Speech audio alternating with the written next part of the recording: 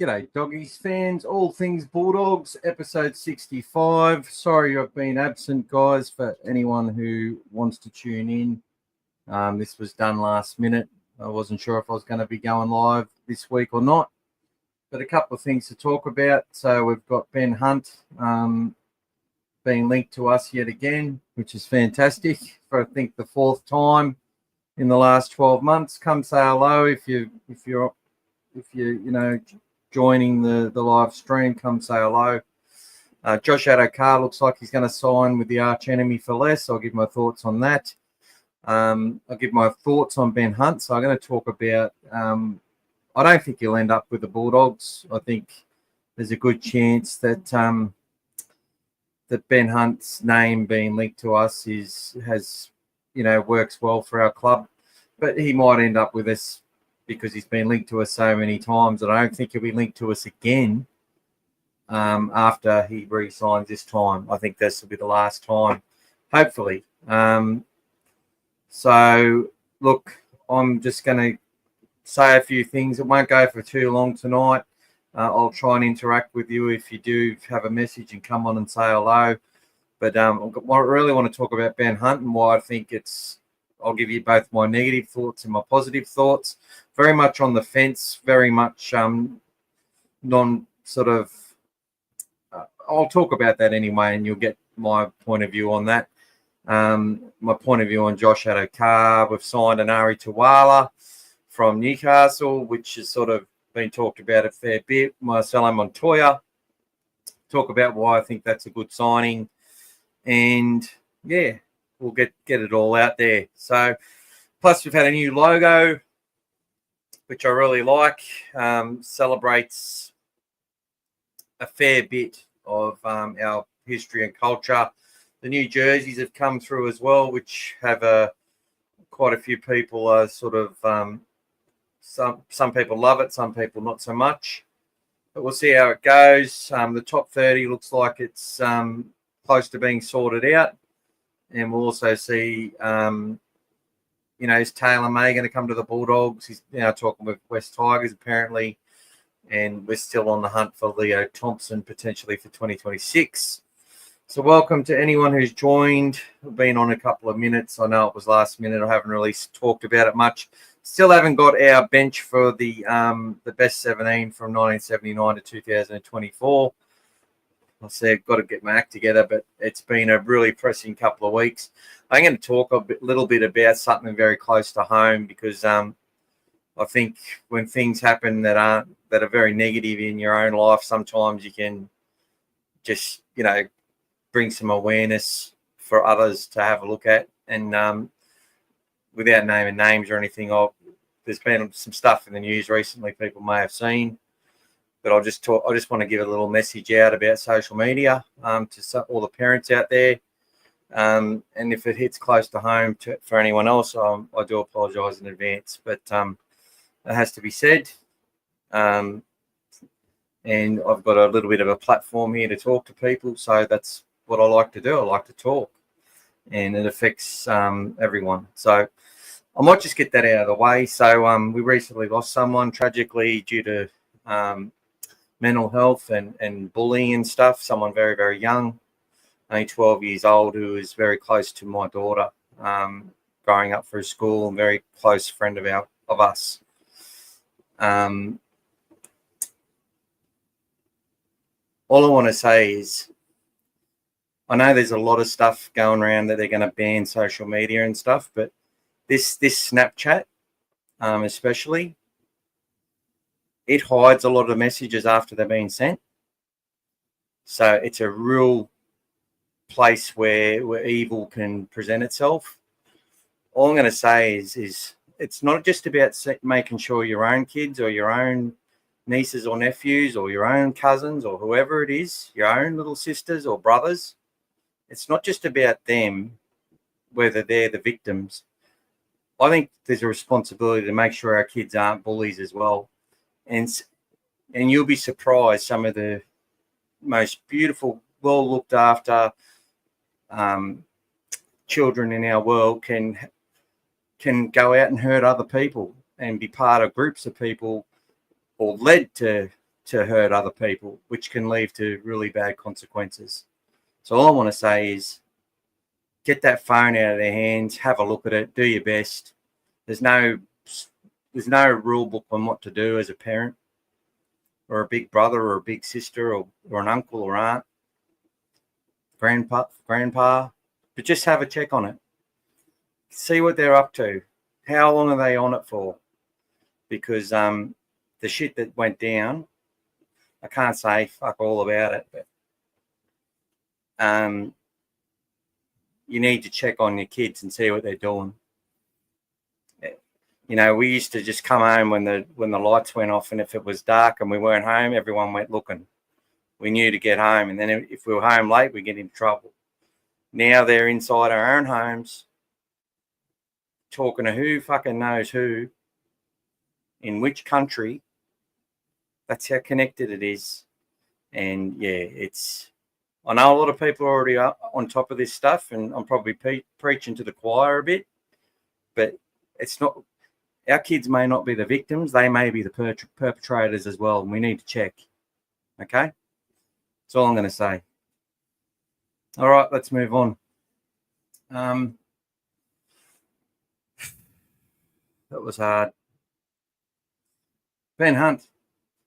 Let's look at I'm going to talk about the reasons why Ben Hunt shouldn't come to our club and why it would be a good idea if he did. And some of them are polar opposite. You know, for example, he's too old. He's a big negative. But at the same time, it means he's probably going to be the most experienced halfback we could get that's played grand finals, been man of the match in Origin series, been Origin player of the series, I think, in one series, won games for Australia, all as a hooker. So we're looking to spend big money on a halfback. Do we really want to spend Stephen Crichton money on a 34-year-old halfback who doesn't play halfback at rep level? Is that what we want to do? Is that a good idea to spend, over 800 grand a season on a player which really his best footy has always been as a bench player?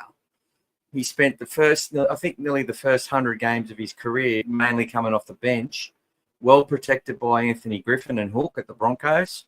Had a great season in 2015 where he's the starting half, playing alongside Cody Nikorima. And then dropped that ball, which lost them the game.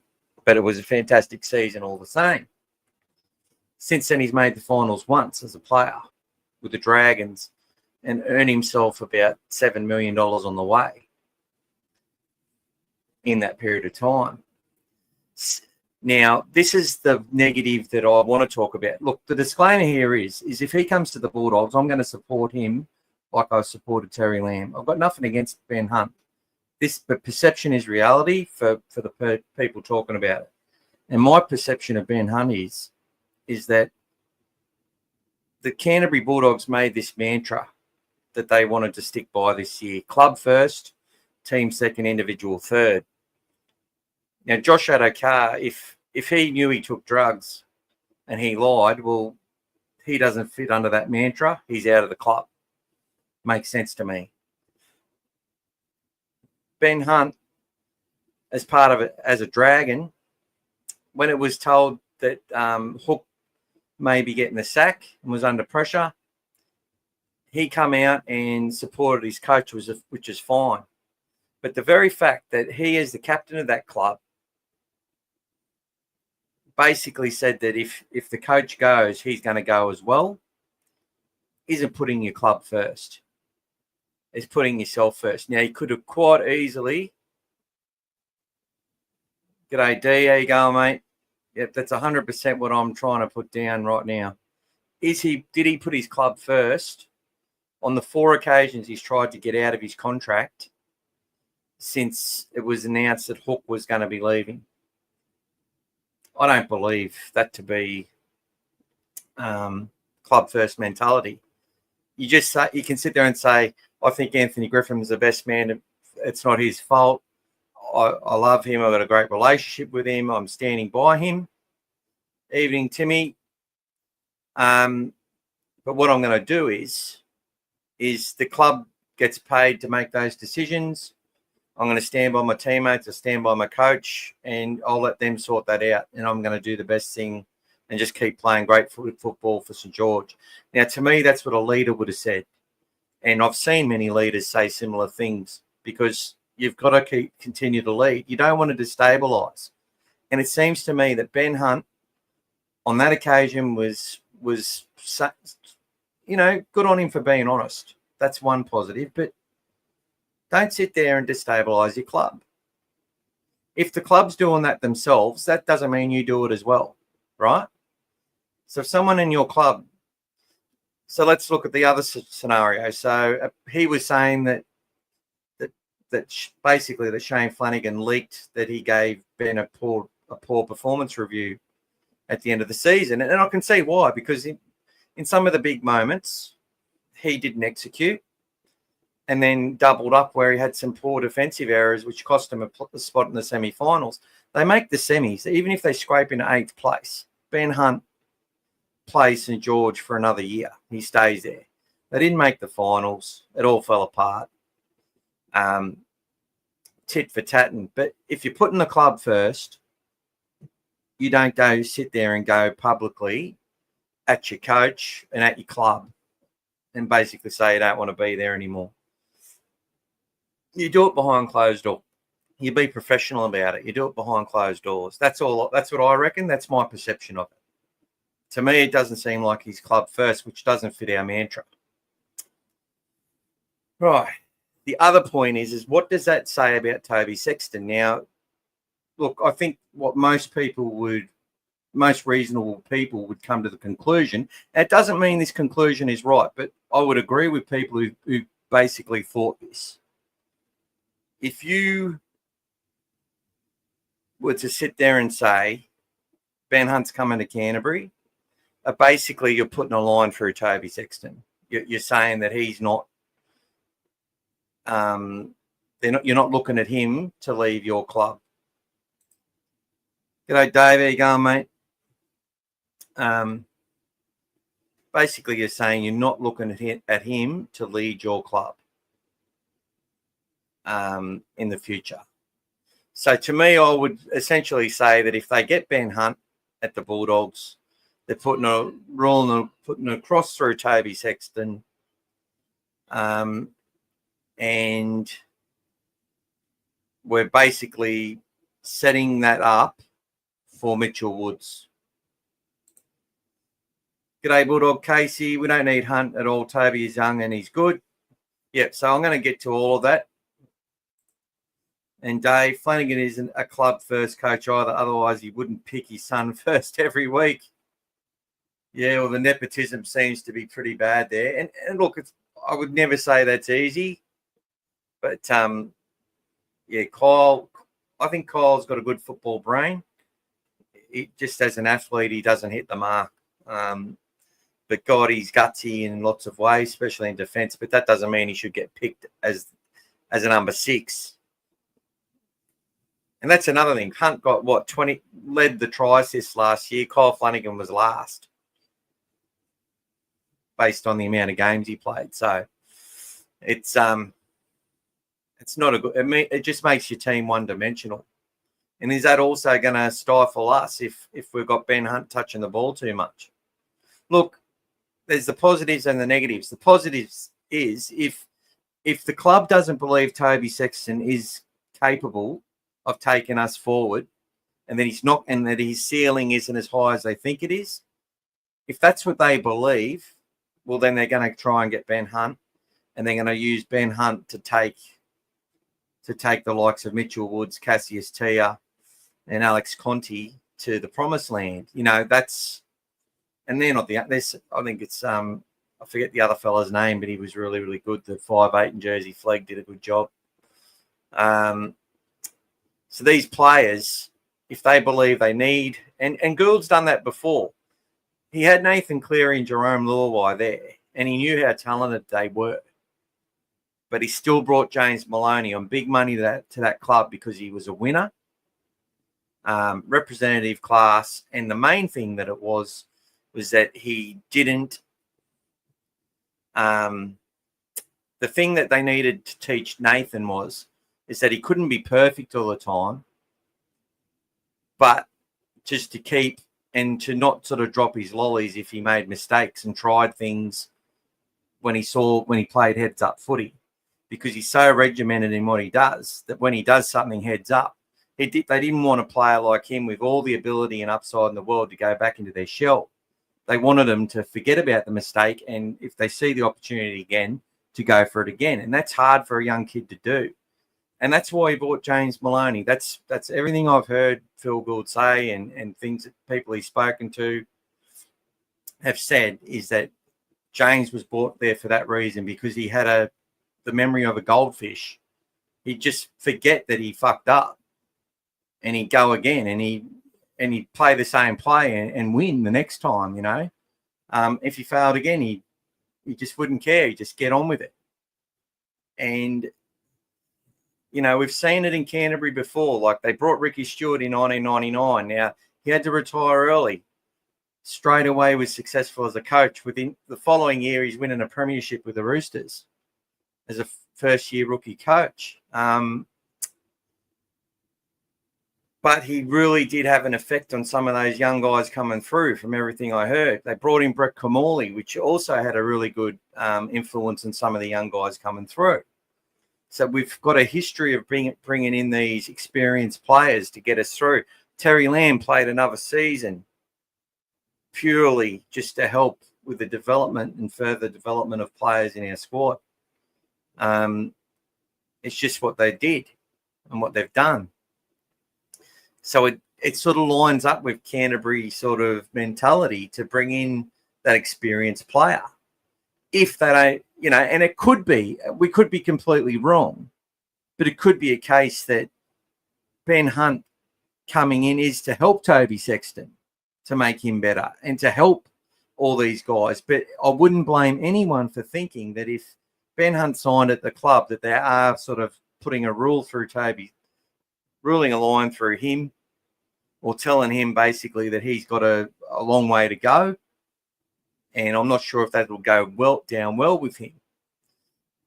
I think personally that just being not the Bulldogs not coming down and shooting down these rumours about Hunt coming to us potentially. And then you hear that Toby Sexton's management want an emergency meeting with the Bulldogs. It may be just to force the hand of Toby and to get him to sign up sooner rather than later, because we don't know if it's the club holding out or if it's Toby holding out. We don't know. And nor should we know. It's all speculation. So, look, I don't blame people for being against Ben Hunt coming to us, just as much as I don't blame people who want to see him at the Dogs, because there's lots of valid points in what everyone says. But for me, it's the club first mantra. He hasn't demonstrated that to me as a player.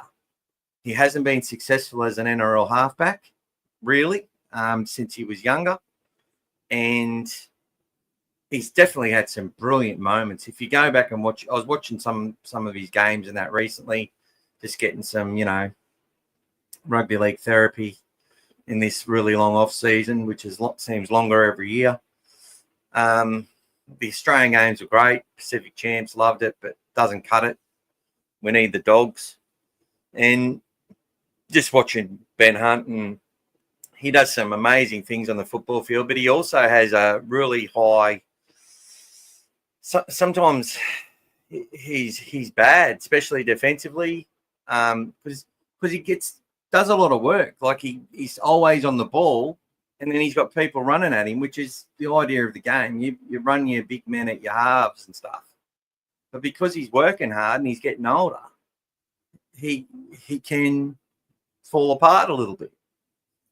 And it's whereas, you know, I watch someone like DCE and they're just a lot more consistent and allow their team to take a lot more responsibility during different parts of the game, which is important. Whereas Ben Hunt's trying to do it all. And I don't want him coming to Canterbury and doing that. And then you look at players like, well, is he going to come to Canterbury as a halfback? Because I think he's, you know, if they said we're going to bring you as another utility because there's a pro to having him. He's got that flexibility. He can play small lock and hooker. And, you know, Canterbury have done pretty well when we've carried that extra hooker on the bench and sort of had that more defensive-minded hooker that goes in and tackles for 65 minutes till they're nearly dead, and then bring on someone with a bit of spark in the last 20 or 15 minutes, you know. Adam Perry and Corey Hughes worked brilliantly together for a fair while. Reed's an 80-minute player, though. But then even as I say that, I'm like, well, you've got Bailey Hayward who's getting prepared for that type of role. Kurt Mann can do that role. There's just already so many options there. And then I look at a player like Carlo Lawapu, and I think that he could do that as well. Playing that small lock, starting lock, skillful players who can do it all, pass both sides of the ruck, tackle really well, and get in low, get in hard, and are really good off the mark. You know, the Broncos were considering putting Carlo Lawapu as a hooker as well, and he wasn't happy about that, but I think they weren't far off the mark. I look at the way that he tackles and, you know, and I look at his build. You know, we've got a lot of players who fit that bill already. Is Ben Hunt going to be good for us? I don't think so. But if the club picks him, I'm just going to trust the club with it because they must know what, looking at all the stuff they look at, right? They've got the stats guru there who is looking at everything deeply on another level. And I think if he will sit there and say this person's a good recruitment choice for your balance of your top 30 in the salary cap that you've got. You know, and that's why we got the likes of Jacob Preston in our club. That's why we got Kurt Mann. That's why we got these players. That's why they were targeted. And a lot of these players weren't crying out, you know, bidding war for their services either. That's another thing you've got to look at. The Bulldogs we might think we're back, but we really haven't won a bidding war against other players. We've gone out and targeted specific players and they've been happy to come to us, right? So we've been linked to every player on the market, but the only ones we've really got are the ones which weren't being talked about by other teams or by the media. You know, we'll hear a murmur. Anari Tuala's coming to the club, but no other club's been mentioned. We heard Marcelo Montoya's coming to the club. No other club mentioned. Stephen Crichton, no other club mentioned. Josh Curran, no other club mentioned. Viliami Kikau, photo released the day that he was told he could chop around because they didn't want to insult him with a low ball offer because he was worth more than what, you know, to some clubs than what they were going to be able to afford to pay him, which is, you know, and good on Penrith for that. They've got that relationship with their players where they can do that. It's like, this is our system. You're too good for it now. We've got to upgrade these younger fellas into the system, right? You know, so we've been getting players that no one else is really talking about. Josh Addo-Carr, there wasn't really a bidding war. There was West Tigers were talked about, South Sydney were talked about. He came to Canterbury. That's about it. Nick Kotrick wasn't talked about with anyone but us. So there you go. Flanagan's like Hutcho. Good footy mind. Can't get there. Munster would be a good player to get in the Marnie mould. Yeah, I like Cameron Munster. I don't like him. He annoys me, but he's a very good player. Oh, in the type of James Maloney mould. Dave saying it's all scuttlebutt. Timmy, when do you think they'll make a decision on Toby? Well, Timmy, as I was just saying, I think it could be part of a ploy to get him and his manager to make a decision. Dave says the only one I reckon who might sign is Pappenhausen. Well, it's the same thing. Like, if he's linked to multiple clubs, I don't think he'll come to us. if it's made known that he's a target and we'd love to have him, and they're only sort of talking about the Bulldogs, that's just how it's gone with all of our signings since Gould's got there. Everyone else where there's been a bidding war, we've pulled out of the race or they've signed elsewhere. And I reckon Luai probably the only one where they actually said, we want you to come to the Bulldogs. We really want you to come. I think he's the only one, seriously, out of all those others that we didn't get. But I could be wrong. It's just scuttlebutt. Wing Badiris combo went well at New South Wales Origin level. It surely did, Timmy. And I reckon Danny Badiris wouldn't be a bad coach to bring in for the New South Wales Origin side. G'day, Paulie. Hey, mate. The thing about Ben Hunt is he is a club captain and played so much rep footy. He's just been in a poor environment, really, and he's been their best player by far. Don't mind if he comes, don't mind if he doesn't. Yeah, I say that, but look, I agree with what Dee was saying. He just doesn't, and what I was saying as well. I just don't think he's a club first player. There was been a heap of stuff culturally, like where, players didn't turn up to the awards night when he was winning all the awards. Like there's a whole bunch of stuff. They've come out and said that he's just, he's not really into. He doesn't really have many friends at the club, that sort of stuff. I think the media has a lot of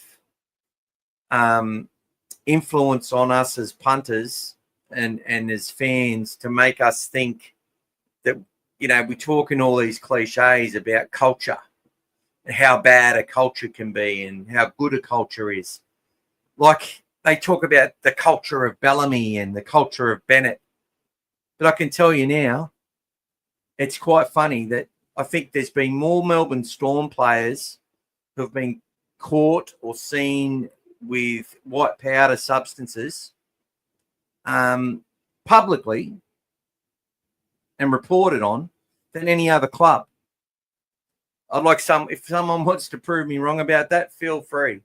But I think I count 6 players that were in their system and stayed in their system and sort of only let go because of the amount of money they could get.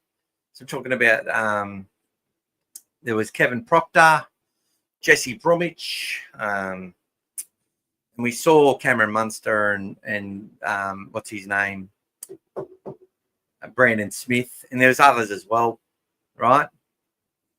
Then you have the scenario of Wayne Bennett and the Broncos. There's a whole bunch of those guys who got up to no good.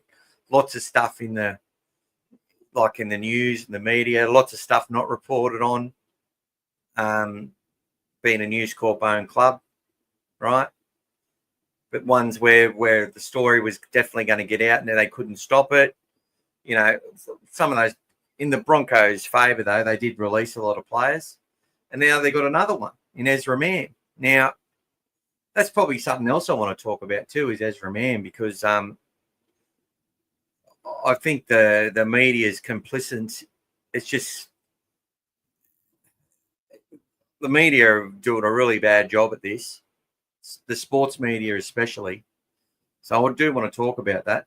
And I really like Ezra Mam as a player, and I think he's probably a really good kid and a good bloke. I shouldn't call him a kid. He's an adult. But we'll talk about that in a second. D says, I think the club is at a stage now where requirement isn't our priority. The priority now is continued development and retention of players. Well, I hope that's the case, D, because if that faith trends, I don't know the word to use, but if that turns into loyalty and it turns into better performances from our team and continued sustained improvement, I think that's a much better foundation than to continue to say we need this extra player here, we need this extra player there. But if they do sign Ben Hunt, it means that they believe that he will be important in fortifying that foundation. And that's how I'm going to look at it, and that's how I'll support him. But and whether that's to improve Toby's performance, whether that's to really help the likes of Mitchell Woods, Alex Conti, Cassius Tia, and the like, that'll be for that as well. But I don't know if those kids will see that as a blocking their path.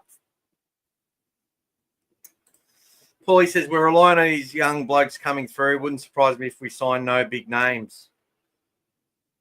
I've personally been on actual drug benders with the Storm and AFL players mid-season.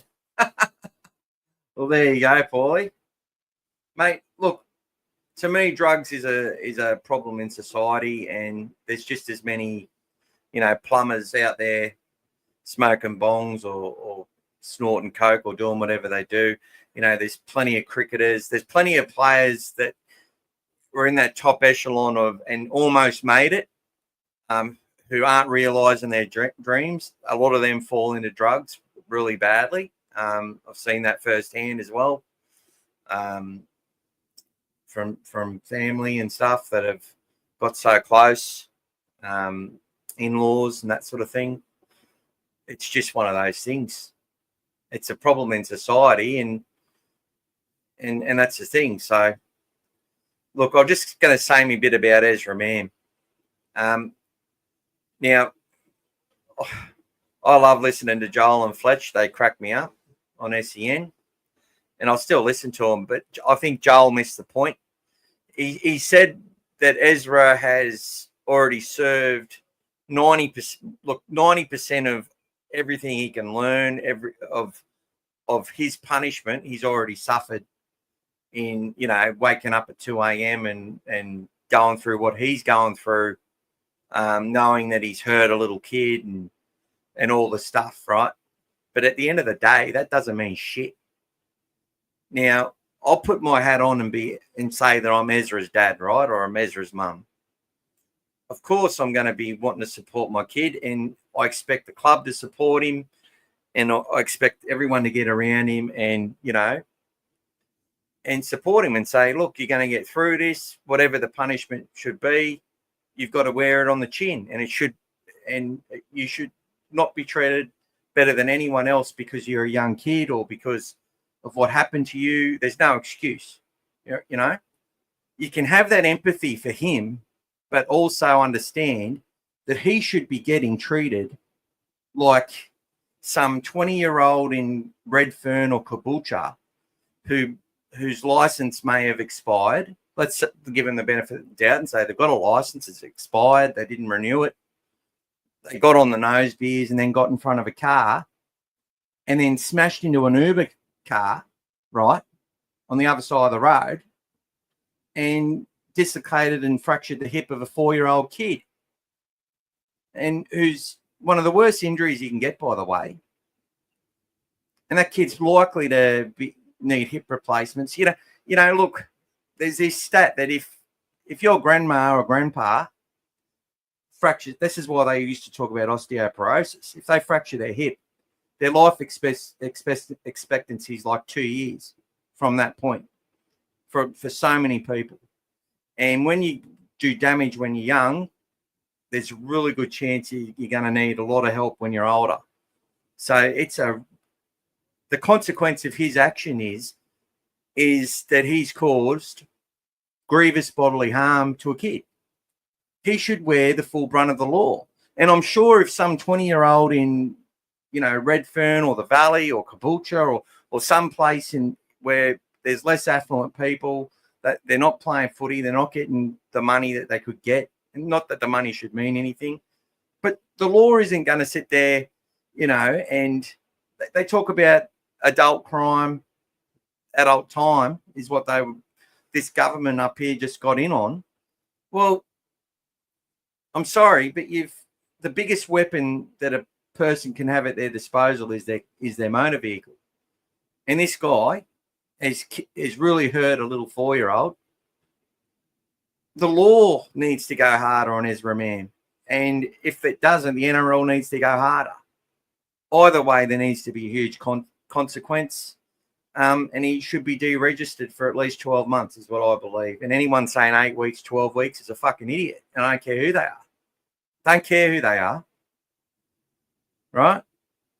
They're a fucking idiot if that's what they believe. Right? Because if it was you or me, and Joel and that were trying to say that as a football player, he's going to get a harsher penalty than most. So I'm like, no, it's not. No, it's not. And look, I have no doubt that he's suffering knowing that he's done this, because I reckon he's a good bloke, right? I do believe that.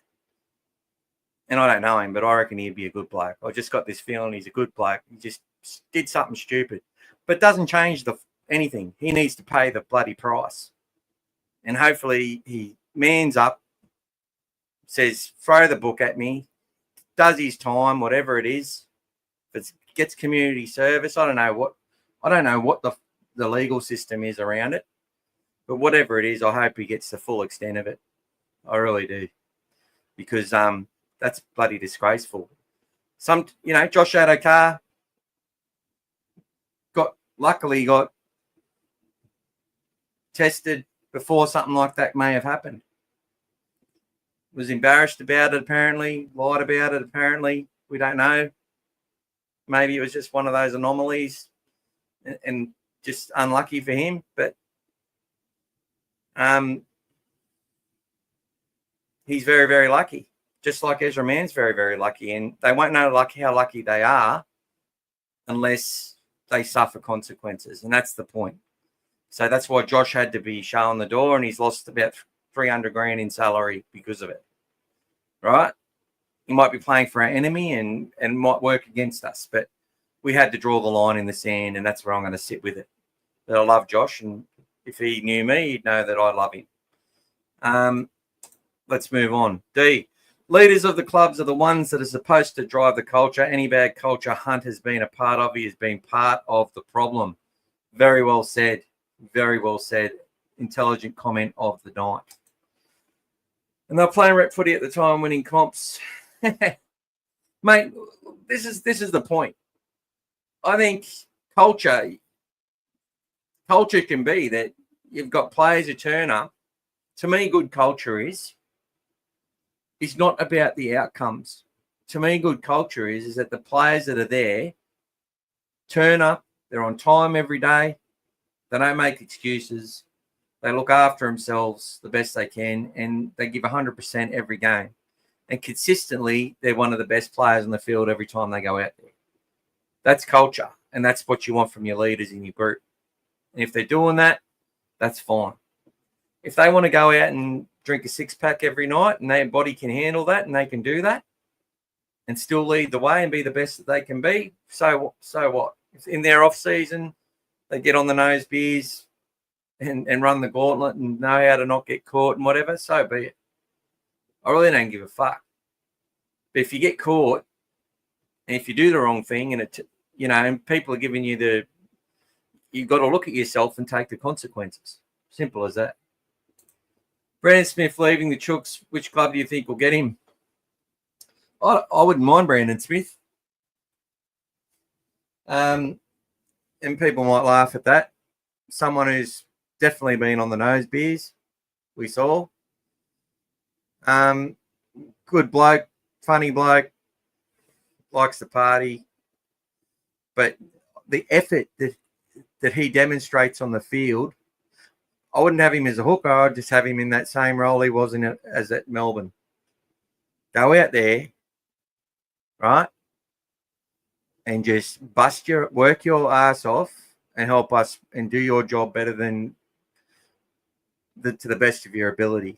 And when he does that, he's a complete asset to his side every day of the week.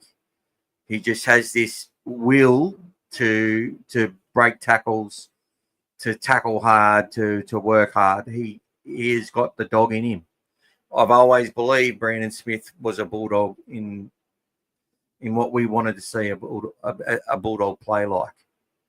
And to me, as like one of those locks, as that 14 that comes on that rotation. I look at Curtis Morin and I see I see a different type of cheese, but in the same vein, you know. I love those players. But Brandon Smith is, you know, that's quality stuff. You know, that's quality cheese. At his best, he is an absolute rip and tearer. And Tim, if I wouldn't mind seeing him as a Bulldog, because I think you can put him in your pack and he makes your pack bigger. Even though he's not huge, he's a small little nuggety fella, but he hits hard, he runs hard, he does everything at 100 miles an hour. I like Brandon Smith. Transition's the word. Thank you very much, Dave. Yeah, it was ages ago. Laugh. Oh, they're all retired now. No, it wasn't the big three. I did what Ezra did once, but a stolen car and crashed into a police car when you're 15 years old. Ezra should be forced to sit out the year and get on the tools. Yeah, I agree, Paulie. 100%. And I'm sure he would. I'm sure he wouldn't have a problem with it, to be honest. I don't think he would. The only people who really care are the Broncos, in my opinion. He'll get 100 hours community service or something. Man's up, pardon the pun. Man's up.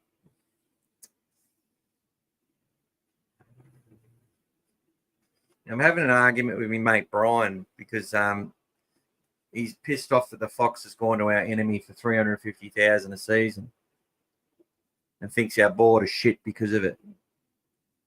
Me and him aren't getting on too well lately because he's always putting shit on the club every time they make a decision. But he loves the club as much as I do, and that's why we're good friends. See, the club brings people together. But you got to support it through thick and thin. And I think, I'm just going to say it again, this Canterbury Bankstown board, I don't think people realise how close we were to being on our knees financially. No sponsorship money. Then COVID came. None of our sponsors some of our sponsors couldn't pay the sponsorship money, right? Our club actually, with no money, had to help them out to survive. You know, there was just this whole thing that went on, and from where they are now to be, you know, one of the most highly sponsored clubs, it's just phenomenal, and that's so important. And even through those years where, you know, we went from 3 wins, 7 wins, 7 wins. Then to 13 wins last year. We were lifting, the membership was growing, the junior results was improving. We had some results where we belted some teams and saw that our ceiling rise. The inconsistency was still there, and we still had a really low bottom. And then last year, we just saw that bottom rise. So the difference between our best and our worst was a lot less. Now, I know we had a couple of blowouts at the end, but honestly, I said it at the time, you could tell when they played that semi-final that those 2 games before were just, look, we've qualified. Let's get ourselves right for that game. And, you know, as we all know, we should have won that match. So I trust in the club in what they're doing. I fully back the board in what they've done. And, you know, the way we recruit, everything that we've been doing, it's just been different to the other clubs. And I like it. I really like it. And just to see those youngsters, you know, Harold Matz wins, then that's basically the same players get runner-up in SG Ball the following year. Jersey Flegg 2 years in a row. You know, that junior base is there. I think they know that there's going to be a few more juniors joining our top 30 than potentially anticipated. And they've got to make sure that they've got the right culture in place. And when I say culture, they've got the players all playing to the best of their ability, pushing each other to a point where, you know, they're all backing each other. They all want to make it. They all expect they're going to make it. And the reality is that 80%, 90% of them aren't going to be Bulldogs in 2 years' time. All right? And there's going to be a lot of fans who say, oh, why did we let him go? Why did we let him go? You know, I saw a player last year, Romano Cook, who emerged for New South Wales Cup. It looks like he's just signed with the Tweeds, the Tweedhead Seagulls. So he'd be playing in the QRL. So he's gone. But he looked like someone who could really play rugby league. And I thought, oh, he could be one that develops. Look, I think he's left the club. We had young Mason Phillips, who was one of our best performers in Harold Matts. He's gone to St. George. And now he's got Damien Cook there. They got young Little there as well. Cole Flanagan, I guess, is there. But his progression through to NRL is looking quite good. By the time Damien Cook's looking to retire, he could be the one coming through if they keep Jacob Little. So, you know, and he looks like he's got the goods as well. We've had to let him go for the opportunity. And he comes from another schoolboy from Queensland. There's so many. I'm pretty sure young Seve, the younger brother, the captain of Harold Matts, he's going to the Warriors or going to the Storm. So we've had to let him go. We've still got his big brother, who's a really good player, and expect him to potentially do something. So hopefully he's still in this, wants to be a Bulldog and progresses, because he looks very talented as well. And then we look at the likes of Jack Underhill and Jack Todd, and we've talked about them a lot. Going back to Ezra, Dave said Broncos need him, probably get swept under the rug. Timmy says, 100% agree with you on the hectic cheese. Who else do you have as possible candidates for New South Wales coaching role? Dean Pay has been mentioned by our Doggies fan pages. The 2-year contracts are evident of the direction the club is taking. They want to build success from within. That's right. Born and bred. Not born, not bred. Born and bred and bought. Whatever we can do, we'll do it. But going back to Dean Pay, yeah, I wouldn't mind seeing Dean Pay as a New South Wales coach.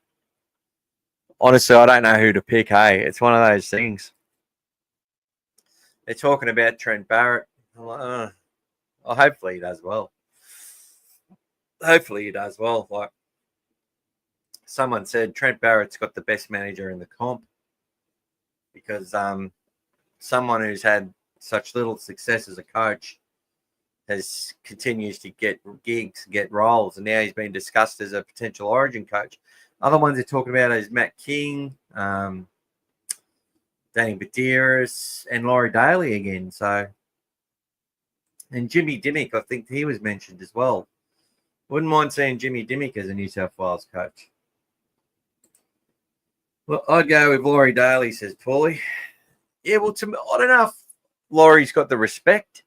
I don't know. There's something like he's from Junee, I'm from Wagga. I look at Laurie and I don't know.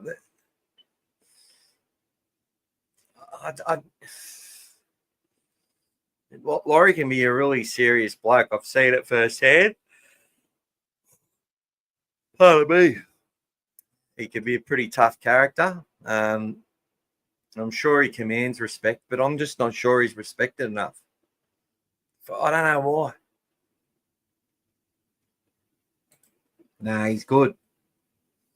Well, he's one of the best players, one of the most gifted players I've ever seen. And playing with 2 injured knees most of the time. It was funny because D says Trent Barrett is the Moses Mbai of coaches. I actually like Moses Mbai, to be honest. And I think if they're able to keep a mentor around young Moses, like having to play a grand final at hooker, Dean Pay tried him as a fullback. Yeah, I felt he looked really good as a fullback in his first game. Made some big breaks and, yeah, a lot of potential. Maybe that's why the comparison is there, but was so well spoken and articulate, which I think his intelligence helped him with a lot of his contracts as well. And I also, and the Dogs signed him up to big money, bigger than he before his time, which then transcended into big money at Wests and then more big money at the Dragons. So he got paid on what he didn't achieve, I guess, and kept getting gigs. But I honestly believe he could have been a really good player in the NRL had he been in the right teams at the right time with the right players. It's just my thought. You like if Moses Zembai came back for a swan song? Yeah, but Paulie, I like him as well, but there'd be no swan song for Moses Zembai, I can tell you that much. And he's, I was sad that he had to leave, but he really didn't progress from there. And I don't think he's ever reached the heights of Josh Reynolds. So I think he could have, but he didn't. But anyway, guys, we've been going for about 52 minutes. Thanks for everyone who's come on and said hello. It's been a tough couple of weeks. It's going to be tough tomorrow because I've got a funeral to attend, which I talked a little bit about earlier. But I'm really looking forward to the Bulldogs and what we're going to do. I'll probably do some stuff on Satili Tupanua. Going to go and watch him. I think he's a really good effort player. He needs to curb his mistakes, but be interesting to see how it all falls that way. And I hope to see. I just can't wait to see how that top 30 shapes up. Be good to see young Harry Hayes and Jack Todd next year, and I'm just so excited to see the progression of these youngsters. And 2025, it's just so far away at the moment, but can't wait for it. If I saw his recent form in the Super League, you might reconsider. Well, there you go. Well, I suppose Joshy Reynolds wasn't too good in the Super League either, and we got a couple of good half games out of him. Yeah, look, unless we're trying to burn some cash, I don't think Moses Zembai would be coming to the Bulldogs anytime soon. Anyway, if anyone's got anything else to add, that'd be awesome. But I'm going to hit the sack, as they say, and come on hopefully next week and have a chat. And there'll be hopefully a bit more to talk about. But if you've got any ideas or things you want to look at, come say hello, send me a message. If you want to come on and talk freely about how things have been going with the Bulldogs or anything you want to chat about, let us know. You can jump on the podcast with me. But I thought we had some good discussion about Ben Hunt. I think for the most part, most people don't really want him to come. But same as Paulie, I'm sort of, I agree with people who say that he should come, and I also agree with the people who say that he shouldn't come. I'm definitely on the fence when it comes to Ben Hunt, and proud to be there, because at the end of the day, I don't know more than our club. I don't know more than the coaches. And if they believe he's the best thing for our club, I trust their judgment. Timmy says, time for a pillow and a mattress, Mick. My condolences. Pay for your... Thank you so much, mate. Much appreciated, Tim. And as I said before, watch your kids on social media. Watch yourselves on there. Not everyone's the victim. Sometimes they're the bully. And we wouldn't even know about it. So good luck with that. It's never easy, but yeah, some things can be avoided, and they haven't been in this case. So I'm pretty devastated, as many people are. G'day, Gratitude. I'm about to head off now, but welcome to the podcast. Rather, May, we need a big forward. Yeah, I agree, mate. Night all. Yeah, and I love the new Bulldogs logo too. It's fantastic. And I've stuck it in the middle of me all things Bulldogs. So there you go. All right, everyone. But I agree, Gratitude. We need a forward. I'd like to see one more big bopper in that top 30 if we can manage it. Good night, everyone, and go the Dogs.